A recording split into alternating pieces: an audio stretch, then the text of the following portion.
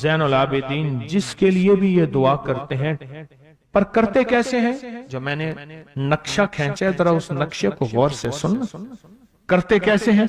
Doubt کے، ٹوپ کے، وجدان سے، درد سے، کیفیتوں سے، غم سے، اللہ کے تعلق سے، اللہ کی محبت سے، اللہ کے دھیان سے، پوری توجہ سے بار بار یہی پڑھتے ہیں، پھر یہی پڑھتے ہیں، اور پھر ہدیہ کس کو پہنچاتے ہیں؟ یہ دعا، اس دعا کے رازوں کو ذرا سمجھ لیں۔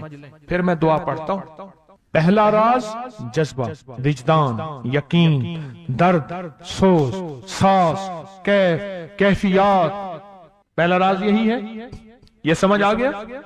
دوسرا راز، اس کو پڑھ کے اللہ اس کے حبیب کو، اس کے حبیب کو، سارے فرشتوں کو، آل محمد کو، ان کو ہدیہ کرتا ہوں اور ان سے عرض کرتا ہوں کہ میرے لیے دعا فرمائے۔